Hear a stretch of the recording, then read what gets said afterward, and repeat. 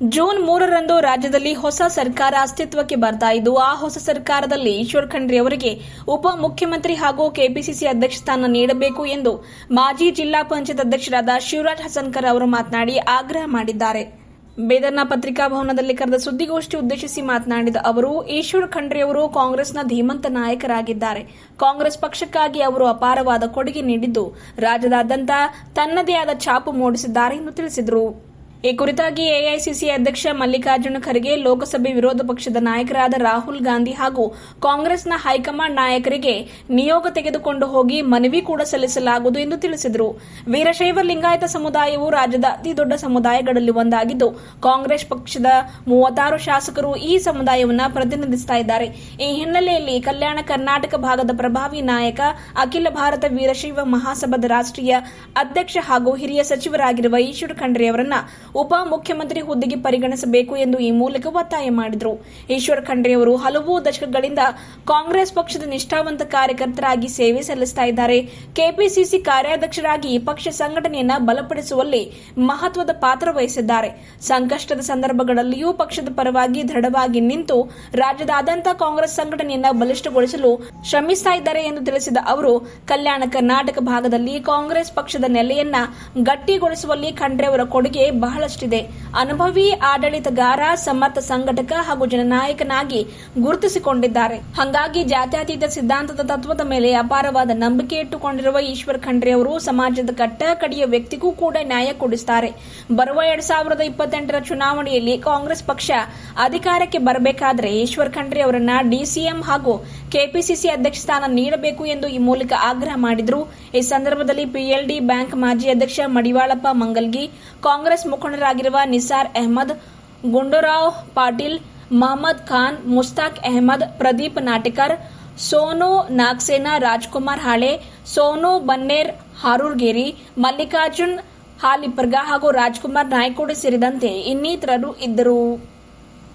ತಮಗೆಲ್ಲ ಗೊತ್ತಿರುವ ಹಾಗೆ ಈ ರಾಜ್ಯದಲ್ಲಿ ಬರ್ತಕ್ಕಂಥ 3ನೇ ತಾರೀಕಿ ಅಂದರೆ ಜೂನ್ 3ರಂದು ರಾಜ್ಯದಲ್ಲಿ ಒಂದು ಹೊಸ ಸರ್ಕಾರ ಅಸ್ತಿತ್ವಕ್ಕೆ ಬರ್ತಾ ಇದೆ. ಈ ಸರ್ಕಾರ ಅಸ್ತಿತ್ವಕ್ಕೆ ಬರ್ತಕ್ಕಂಥ ಒಂದು ಸಂದರ್ಭದಲ್ಲಿ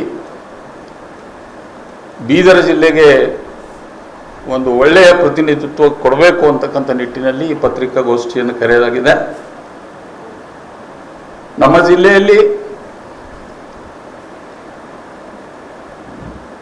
ಅನೇಕ ಧೀಮಂತ ನಾಯಕರಲ್ಲಿ ಒಬ್ಬರಾಗಿರ್ತಕ್ಕಂಥ ಸನ್ಮಾನ್ಯ ಶ್ರೀ ಈಶ್ವರ್ ಜಿ ಖಂಡ್ರೆ ಅವರು ಒಬ್ಬ ಧೀಮಂತ ನಾಯಕನಾಗಿ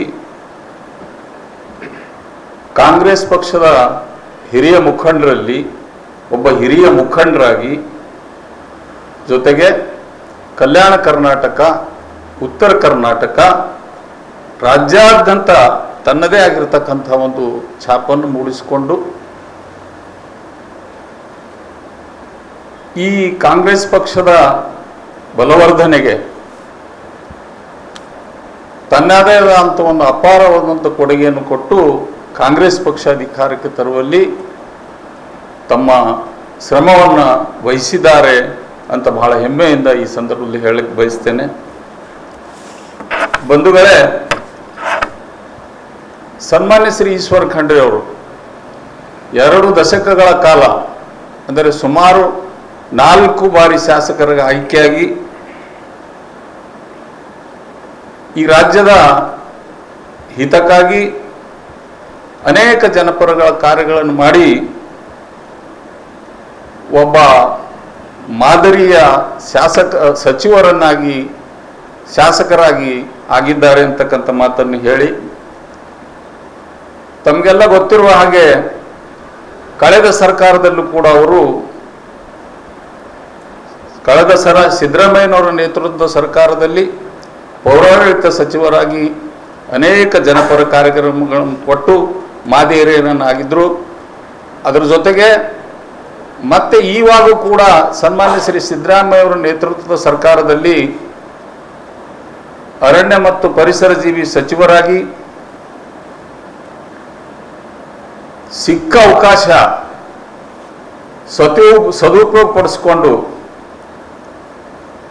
ಜನರಿಗೆ ತಮ್ಮ ಎಲ್ಲ ರೀತಿಯ ಸೌಕರ್ಯಗಳನ್ನು ಕೊಡ್ತಕ್ಕಂಥ ನಿಟ್ಟಿನಲ್ಲಿ ತಮ್ಮ ಪ್ರಭಾವವನ್ನು ಬೀರಿ ರಾಜ್ಯದಲ್ಲಿ ಏನು ಸಚಿವರಾಗಿದ್ದಾರೆ ಅಂತಹ ಸಚಿವರಲ್ಲಿ ತನ್ನ ಪ್ರಭಾವಶಾಲಿಯಾಗಿ ಕಾರ್ಯ ಮಾಡತಕ್ಕಂಥ ಒಬ್ಬ ಪ್ರಭಾವಶಾಲಿ ಸಚಿವರಾಗಿ ಹೊರಹೊಮ್ಮಿದ್ದಾರೆ ಅಂತಕ್ಕಂಥ ಮಾತನ್ನು ಈ ಸಂದರ್ಭದಲ್ಲಿ ನಾನು ಹೇಳಿಕ್ಕೆ ಬಯಸ್ತೇನೆ.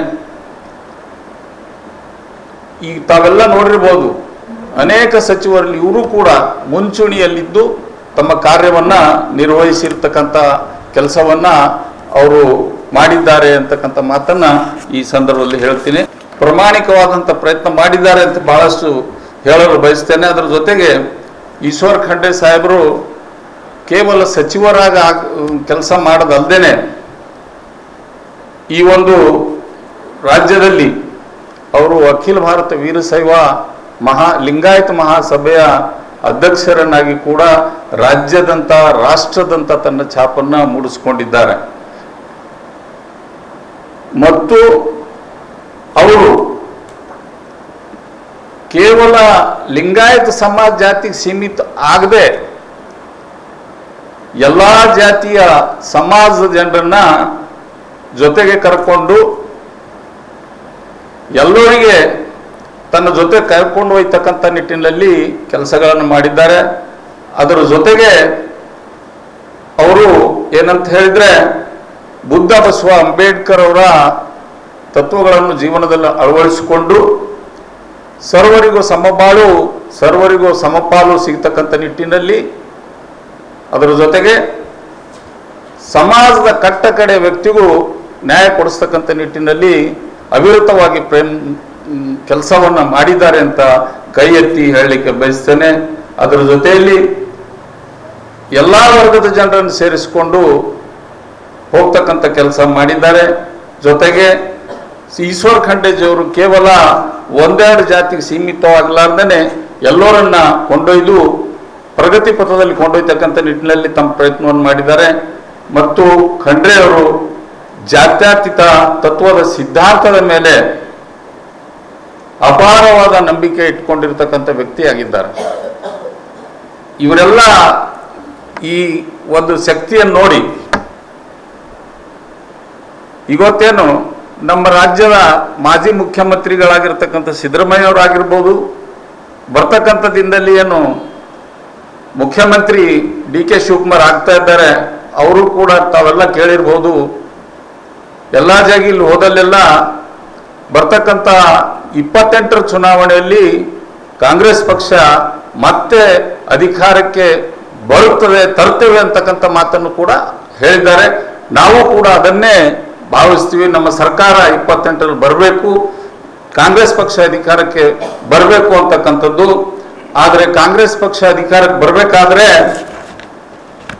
ಇಂಥ ಮಹಾನ್ ನಾಯಕರನ್ನ, ಅಂದ್ರೆ ಸನ್ಮಾನ್ಯ ಶ್ರೀ ಈಶ್ವರ್ ಖಂಡ್ರೆ ಅಂತ ಮಹಾನ್ ನಾಯಕರನ್ನ ಬಳಸ್ಕೊಂಡು ಅವರನ್ನ ಸಮರ್ಪಕವಾಗಿ ಕೆಲಸ ಮಾಡಲಿಕ್ಕೆ ಹೆಚ್ಚಿನ ಅವಕಾಶವನ್ನು ಕೊಟ್ಟು,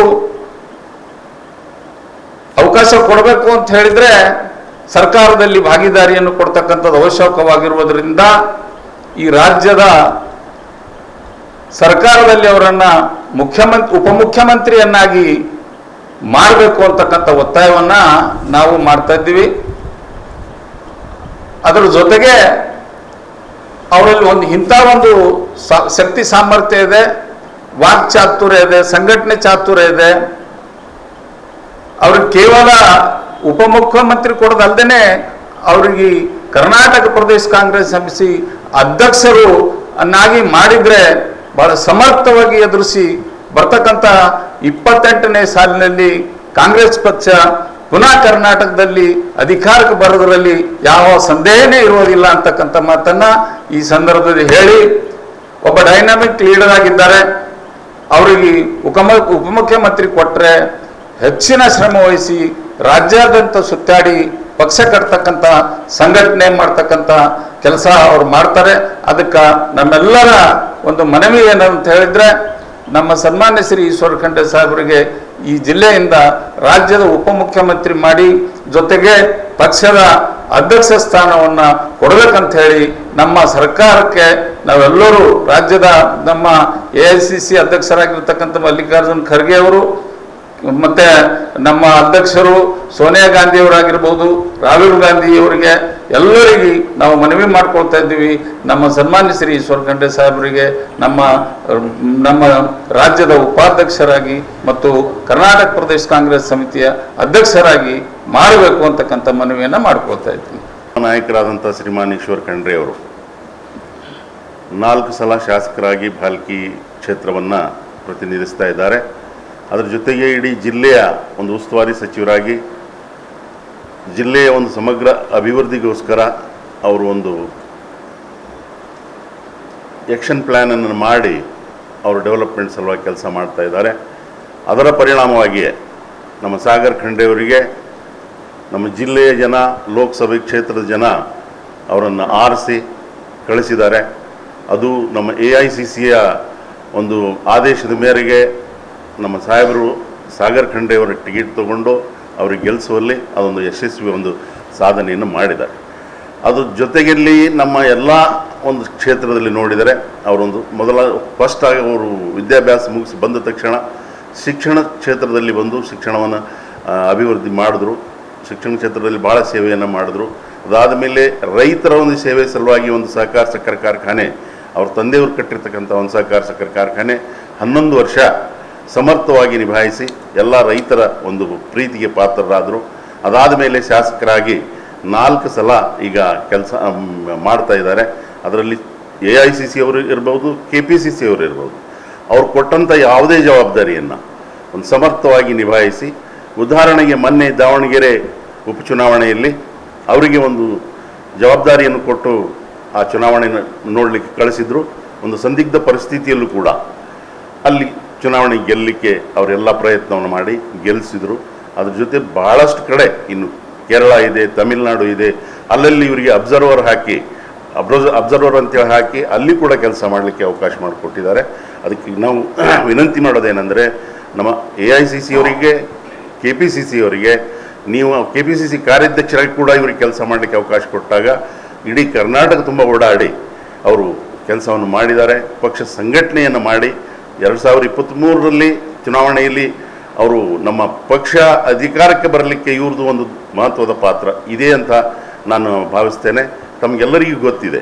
ಅದಕ್ಕೆ ನಾವು AICC ಅವರಲ್ಲಿ ಮತ್ತು KPCC ಅವರಲ್ಲಿ ವಿನಂತಿ ಮಾಡೋದೇನೆಂದರೆ ನಮ್ಮ ಈಶ್ವರ್ ಖಂಡ್ರೆ ಅವರಿಗೆ DCM ಪೋಸ್ಟ್ ಕೊಡಬೇಕು ಅಂಥೇಳಿ ನಾವೆಲ್ಲರೂ ವಿನಂತಿ ಮಾಡ್ತೇವೆ.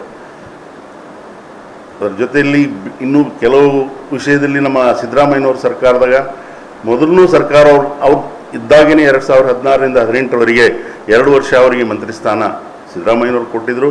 ಈಗಿರ್ತಕ್ಕಂಥ ಹಂಗಾಮಿ ಮುಖ್ಯಮಂತ್ರಿ ಸಿದ್ದರಾಮಯ್ಯನವರು 2ನೇ ಸಲ ಅವರೇನು 2023ರಲ್ಲಿ ಮತ್ತೆ ಸಚಿವರಾಗಿ ಮಾಡಿದಾಗ 2023ರಿಂದ 26ರವರೆಗೆ ಸಮರ್ಥವಾಗಿ ನಿಭಾಯಿಸಿ ಅರಣ್ಯ, ಪರಿಸರ ಮತ್ತು ಜೀವಿಶಾಸ್ತ್ರದ ಮಂತ್ರಿಗಳಾಗಿ ಆ ಇಲಾಖೆಯ ಎಷ್ಟು ಕೆಲಸವನ್ನು ಮಾಡಿದ್ದಾರೆ ತಮಗೆಲ್ಲ ಗೊತ್ತಿದೆ.